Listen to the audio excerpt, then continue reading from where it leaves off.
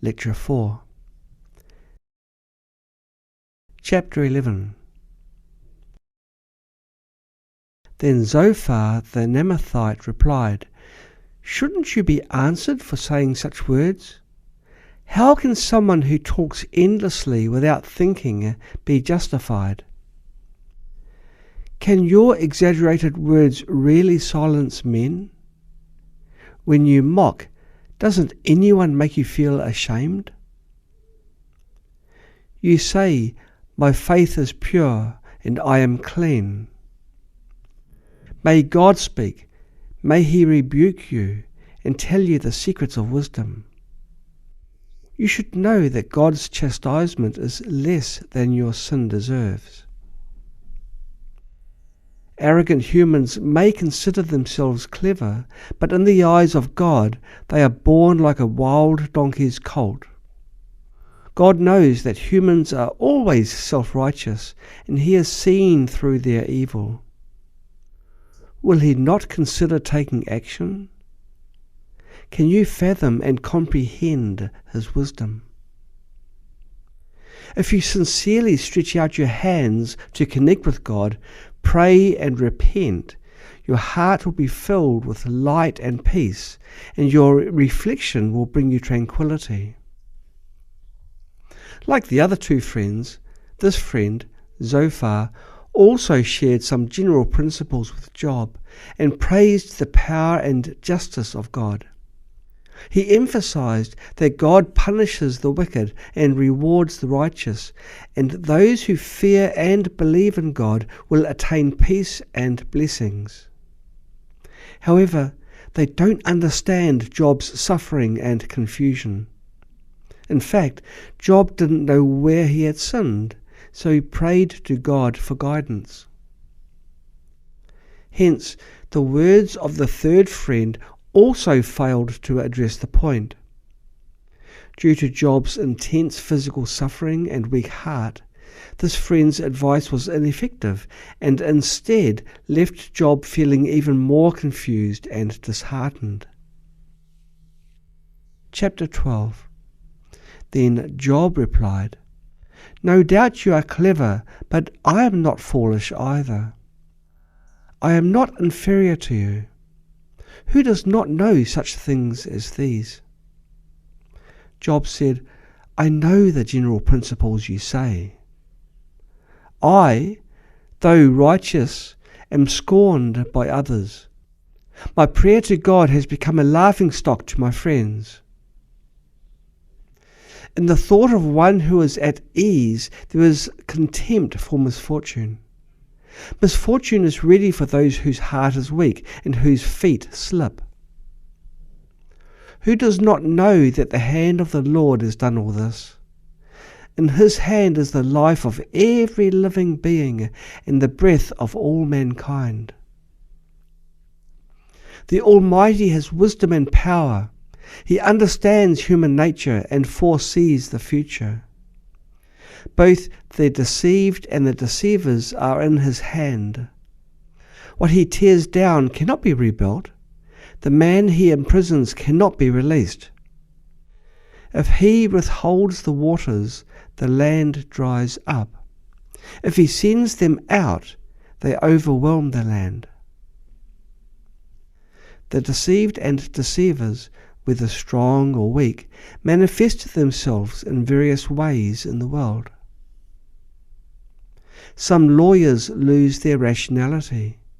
Some judges lose their justice. Some kings fight for rulership, expand their territories, and do whatever they want, but their results are unexpected and sighing. The royals and dignitaries enjoy power and pleasures, yet they too will eventually decline. The honest are ignored, and the knowledgeable elders no longer have insight. Some kings are invaded and humiliated by other nations. The strength of the mighty may suddenly decline. God reveals profound truths on the surface of things and shows light in the shadow of death. Nations prosper and then perish, expand and then shrink. The leaders of the earth, during their reign, gradually lose their wisdom and can no longer make right judgments, being fatuous and autocratic. People are ignorant and lack conscience. For the sake of survival, they are living aimlessly and helplessly, bound by gains and losses. Chapter 13. Behold, my eye has seen all this clearly, my ear has heard and understood it. What you know, I also know. I am not inferior to you. But I really would like to speak to the Almighty, and I am eager to consult him. Your comforting words are like prescriptions from useless physicians. What is the intent behind your words? Will you speak insincerely simply because you believe in God? Will you blindly accept God? To speak for God, will you leave reasons behind? When God examines your words, will he consider you right? When someone is scorned and mocked by others, will you also scorn and mock him without careful examination? He will surely rebuke you if in secret you show partiality. Do you not fear the honour and majesty of God? You don't understand the true meaning of the proverbs you bear in mind. Your thoughts are rigid and superficial, and your hearts are hardened and apathetic. Let me speak, and let come on me what may. I have already put my life in God's hands.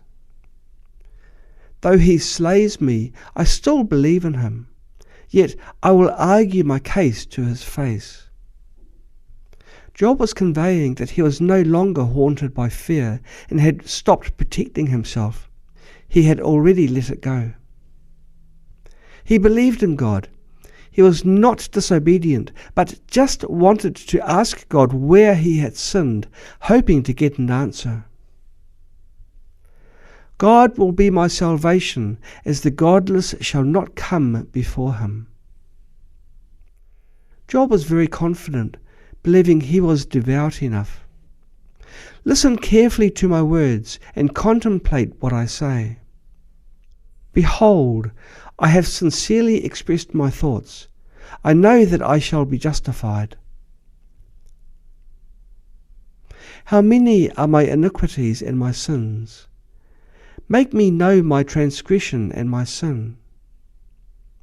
Why do you hide your face and count me as your enemy?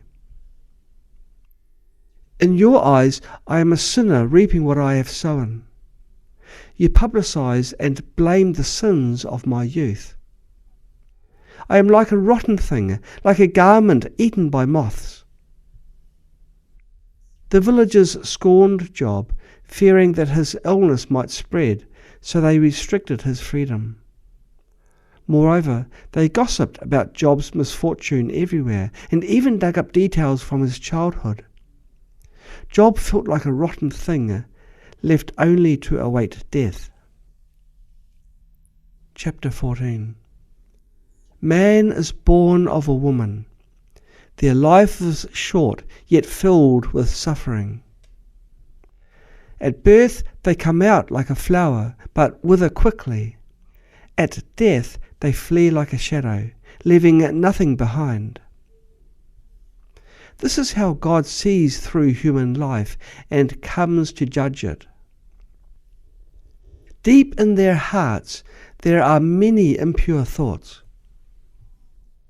Job, on behalf of humanity, was expressing to God about their selfishness and sin, impermanence and transience, suffering and helplessness.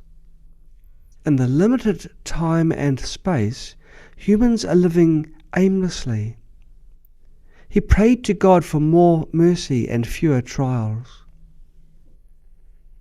Now you count my steps and watch my sin. My transgression and sin are covered by you, like being sealed up in a bag. Job knew that the sins of humanity are recorded, but the retributions don't arise immediately.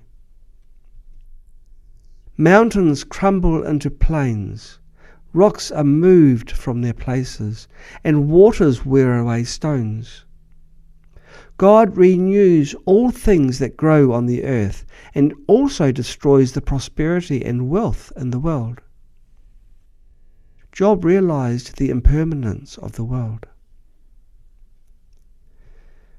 The life of humans, under the control of the grim reaper, will inevitably come to the end.